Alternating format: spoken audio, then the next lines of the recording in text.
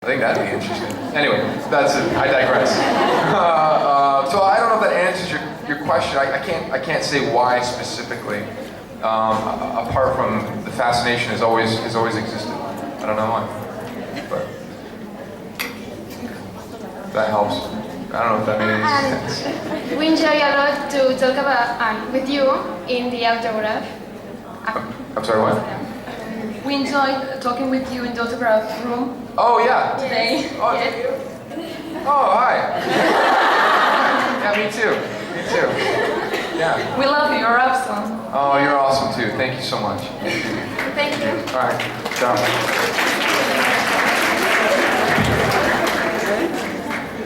Hello, good evening. Hola. Hola.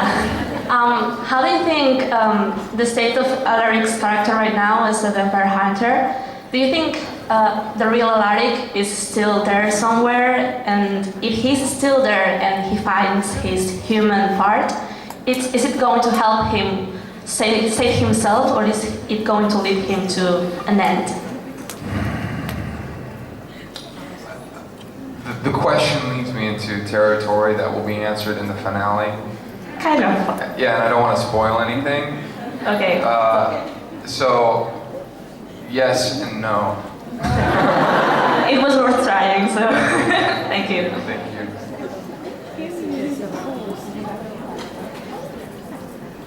Hola. Hi. Hi. I had a curiosity. Maybe it's a silly question, but I will. I'll let you know.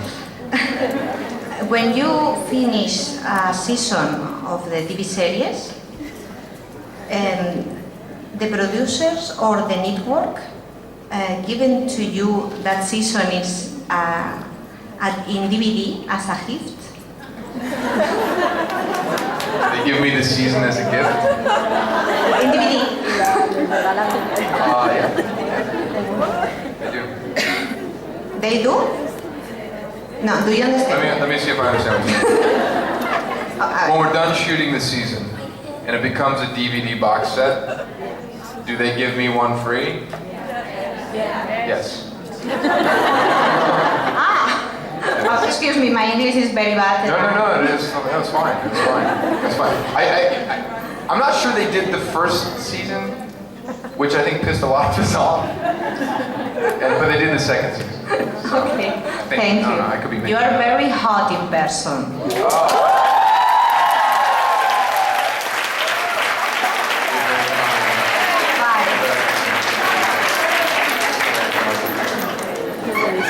Hi, Matt. I was wondering, have you ever met a famous actor that you admired when you was a teenager? I've met a lot of famous actors that I admire now, not when I was necessarily a teenager. Well, that's not true. I mean, when I knew that I wanted to be an actor when I was 16, and I graduated high school a year early to get out, and I moved to Los Angeles when I was 17. And at the time, Steven Spielberg had opened a restaurant called The Dive, and it was like a Yellow Submarine themed restaurant. And I knew that he owned it in partnership with a number of Hollywood people. Anyway, so I got a job as a busboy there with the intent to meet Steven Spielberg. And one day, sure enough, he came in to have lunch, and he was there with his family, and it was company policy at the time to not bother Mr. Spielberg, and rightfully so. But being young and willful, I ignored the policy, and when he exited and left the restaurant to go to the valet to get his car, I chased him down and introduced myself to him. And he was so kind. He was one of the kindest people I've ever met in such a powerful position. And he asked me if I had a card or a headshot, which I didn't at the time. But I remember I was so young, and he was so kind at that time. It really set a precedent for me personally, which is that, because I've met people who are fucking assholes, you know, who are real straight up pricks, and had he been an asshole to me at that time. It would have devastated me. It would have devastated me. And he didn't. And so that really set a precedent for me in what little success I have had, and certainly in comparison to his, which is to always be available and to always be kind and grateful for people who approach you with their appreciation for your work. So he's the most famous person that I met as a teenager who influenced me in a very positive way. You know, and now you have met someone that you admire in these last years. I was doing a television show called What About Brian a few years ago, and it was produced by J.J. Abrams, who was at the time directing Mission Impossible 3, and we were shooting on the Paramount lot in Los Angeles, and we were all a couple of us were in the makeup trailer, getting our makeup put on or whatever, and someone came running in the trailer and was screaming, "Tom Cruise just walked by! Tom Cruise just walked by!" And I ran outside and hopped on a golf cart and drove by, and I drove by Tom Cruise like looking like I didn't care. Like, there was Tom Cruise, and apparently he was making his way to talk to J.J. Abrams, who was on set at that time. So I ran into set, found J.J. I said, Tom Cruise is looking for you. And Tom Cruise made his way in, and all of us, all the cast, flocked around Tom Cruise and J.J. Abrams to have this conversation. And again, here's another man who's so in the business, so powerful and so famous, and it was just so available and so cool and so kind. And I had the opportunity to talk to him about working with Stanley Kubrick, who is probably one of my favorite directors ever, and his experience on Eyes Wide Shut. And again, it was just another profound experience where you're meeting somebody who's living the dream that you're seeking to tap into on some level, and who is just kind and available and present and just there with you, and funny and insightful. And I just left transformed by having met him, and it was just a brief encounter. So again, it was another example of the importance of because they also have a humbleness to them that is important. So I learned a lot from meeting these gentlemen throughout my career, and that I like to think I try and take the best impressions of those experiences with me into my own life. We saw your kindness this weekend, so... You saw my what? Your kindness. Oh, thank you. Thank you very much.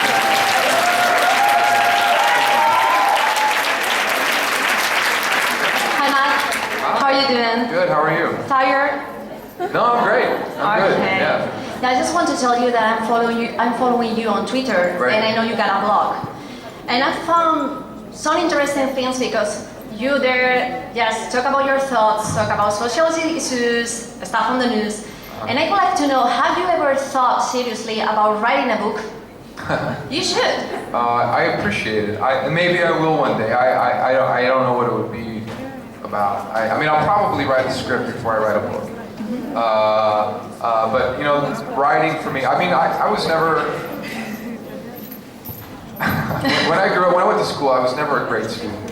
And I didn't start reading until later in life, and I was dyslexic, and I never really learned to write, and my grammar's horrible, and so Twitter for me has been a terrifying experience where I'm exposing the inadequacy of my own grasp of my own language. You know, I can't speak a foreign language, let alone my own. And so moving into Twitter has been a great opportunity for me to write, to be able to share these thoughts and feelings with everybody, and to hone that ability. So it's been a wonderful opportunity, which I would like to parlay into. I've got a great idea. I would love to share with you, but I'm not going to, because I'd hate to share with you and not follow through on it. But it will. If I do, it'll be great, and it will be spawned from this Twitter phenomenon. But the ultimate goal for me on Twitter is not to be a writer so much as it is to just challenge people and inspire people into seeing the world a little bit differently in a way that will hopefully make it a little bit better. So if I do write a book or a script or whatever, I hope you'll like it. I'm sure I will like it. Okay. And thank you so much for such a close and personal meeting. Thank you. My pleasure.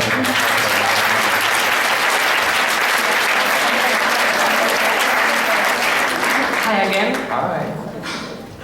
I was wondering, back when I got to my seat, that a huge part of the Vampire Diaries is a newly discovered relationship between Damon and Alaric. As an actor, what is the hardest part to play when you have to pretend that you hate Damon when I think you get on well with Ian? What is the hardest part about pretending to hate him, and what is the easiest part? And specifically, the hardest part for me Yeah. hating Damon is that I never really was in sync with the way sometimes the character was written in relationship to Damon. So the hardest part for me was not like hating Damon while loving Ian. I mean, for me, that's just part of the job. You just become the character. You suspend your own disbelief, and then you just do what is necessary. The hardest part for me, though, is when I have to say lines that I don't think my character would say, or engage in a scene that I don't think is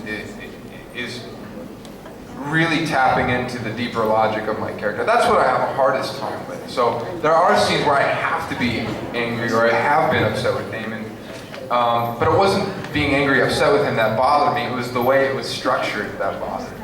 So that's always the hardest part for me as an actor, which is saying lines that I know my character wouldn't say, or being in a scene that I know my character wouldn't be in. That's the harder thing for me. You know, it's when you love your cast and you love the ensemble as much as we all do on Vampire Diaries, and we have difficult emotional beats to play with one another. That's not hard. That's the work of an actor is joyful, even if emotionally it's demanding or hard. So we've been able to facilitate a lot of different emotional beats with each other as part of a playful expression, whether it's positive or whether it's heavy emotionally or not, without any real problem, certainly without any detriment to our personal relationships, because we're all actors and we all understand what needs to be done. But again, I think the more difficult thing for me in my relationship with Damon and other characters is having to facilitate scenes that I don't agree with. does that happen a lot? It's happened enough, you know, not all the time, but enough. Okay, thank you. Thank you. Hi again, Matt. My name is Adina. Hi. And I want to ask you, you said earlier that you like to write. So you had the chance to write season 4 in Vampire Diaries. What will happen?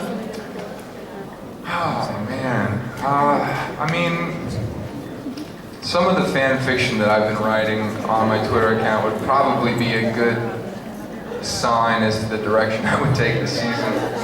I mean, I think though for me, I would want to blow up the love triangle between Elena, Damon, and Stefan. To me, that's become a bit redundant. And what I would like to see, what I would foresee happening on some level, and I haven't thought it through all the way, so forgive me if it's an incomplete idea. It's I would like Elena to have the realization that she's spending prime. I would like Alaric to have a conversation with Elena, or her to come to the insight on her own that she's engaged in a relationship with these two vampires that is fundamentally dysfunctional and in my opinion, robbing her of her youth. And I would like to have her come to that insight one day, begin to withdraw emotionally from both characters, and then one day go to school and there's like a new student there, a young, hot, sexy kid who's artistic and sweet, and maybe, I don't know what it is, but there's something about him that catches her, and that she falls in love with almost instantly. And then that conflict, or that relationship, then throws Damon and Stefan into a different relationship to her, and it forces them to have to really confront their own emotional attachment to Elena. Like, is it really, because I was like, is it really Elena that they love, or is it really Catherine that they're trying to regain? And so I would like for her to fall in love with a human. And I would like for that relationship to expand, and I would like for the brothers to have to see how they deal with that, and would that somehow activate Stefan into a jealous rage? I would see it activating Stefan into a jealous rage, and Damon into more of a nurturing, protecting entity somehow. But I would like for it to become more human. I would like for the conflict to be rooted in more emotionally logical beats, and not have it just be here comes Klaus with his hybrid army, we've got to stop him, you know, which is fine and fun. But again, I think I would like for it to become a little more grounded in human moments, and I would like for her to start trying to embrace maybe, what does it mean for her to go to college? You know, what does that mean if she goes to college? What if that means that she wants to get away and having to get out of Mystic Falls, and just dealing with those things emotionally. I mean, I don't know if that would make for a great season, but for me personally, I would like to have more humor in it. So I would balance that out with like the sort of humor of Klaus and Tyler and Alaric and whatnot. But I mean, if you read some of the fan fiction I've been writing, you'd get a sense of the direction I would take. Okay, thank you. Like when Elena's having her period, like what happens to the vampires then? You know, it's like, it's time to go away, boys.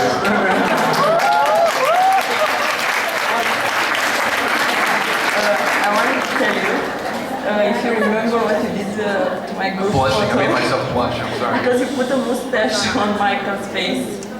What was that? The autographs. Yeah. In my group photo, you put a mustache on Michael's face. I did. You remember? Well, it's a bad habit I've gotten into. Okay, yeah. Oh, go ahead, answer your question. I'm sorry, ask your question. I would forgive you. You forgive me? Yeah. Okay. I tweeted you the photo, and maybe you'll answer something. What? I said that I tweeted you the photo, and I hope you'll answer something. Yeah. Okay, remember.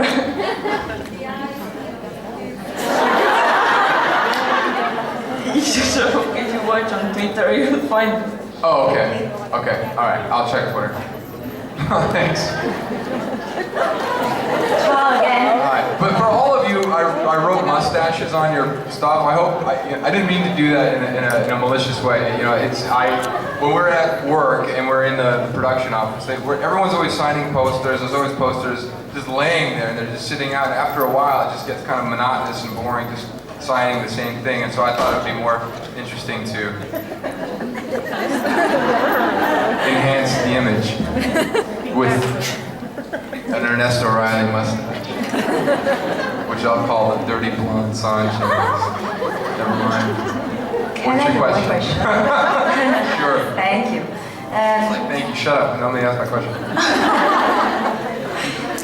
As we seen you in Urban Legend Final Cut, there was a cinematographic school, and my question is, if you were a director, Or a baguette? What? If I was a what? I'm sorry. If you were a director, Oh yeah. what film would you like to direct? What kind of film? Yeah. That's a great question. I don't know how to answer that just yet. I would like to direct. I wanted to direct before I wanted to become an actor. And so I have an appreciation for cinema in all genres. I would ultimately want to explore all genres. I don't want to activate this idea that I've been sort of incubating. But if I were to pull this off, it'd be a directorial debut of sorts, and it would give you a sense of that and where I would go. And where I go from there, I don't know. But I certainly love genre movies. I would love to do like The Exorcist. So you love to direct? I would direct, yeah. Like so for I would love to direct a film like The Exorcist or Jaws, like a very intense psychological thriller. And whatever I would do, I'd want to get away from using computer graphics altogether. I think that's beginning to destroy storytelling for me. And so character pieces, genre pieces, I would start with. I don't know if that answers your question. I hope so, on some level. Okay, thank you.